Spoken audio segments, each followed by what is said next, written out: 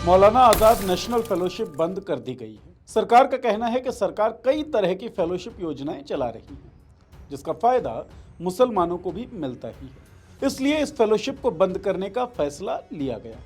Black and white में ये बात बिल्कुल ठीक लगेगी, लेकिन असल खेल उस ग्रे एरिया का है जहां मुसलमानों को एक्सक्लूड करने की कोशिशें हो रही। मौलाना आजाद नेशनल फेलोशिप बंद करने से पहले यह सोचा जाना चाहिए था कि ये फेलोशिप शुरू क्यों हुई थी। उत्तर है, सच्चर कमेटी की सिफारिशें लागू हो सकें, इस उद्देश्य से यूपीए सरकार ने मौलाना आजाद नेशनल फेलोशिप शुरू की थी। सच्चर कमेटी क्या थी? तो साहब, मार्च 2005 में तत्कालीन प्रधानमंत्री मनमोहन सिंह ने इस कमेटी का गठन किया था।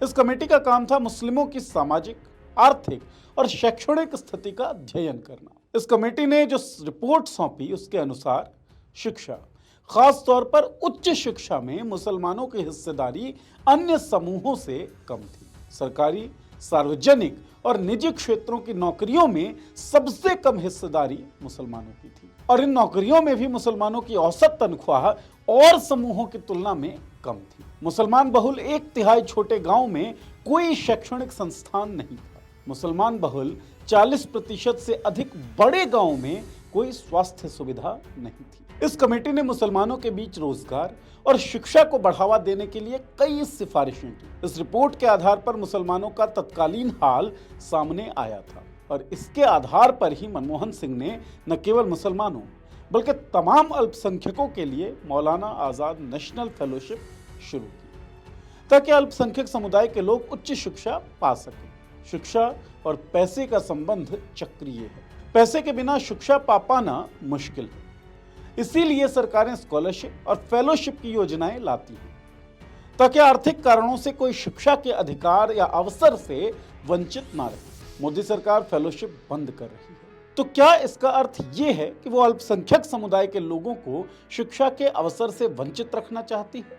वैसे भी इस योजना के शुरू होने के बाद मोदी सरकार के काल में पहली बार मौलाना आजाद नेशनल फेलोशिप के पैसे मिलने में देरी रही। छात्र छात्राओं को मंत्रालय या यूजीसी से कोई उचित जवाब भी नहीं मिला। इससे पहले अल्पसंख्यक समुदाय को मिलने वाली प्री मैट्रिक स्कॉलरशिप भी 1ली से 8वीं कक्षा के लिए बंद कर दी गई थी। मौलाना आजाद नेशनल फेलोशिप हो या प्री मैट्रिक स्कॉलरशिप, मामला केवल इन्हें बंद करने का नहीं है।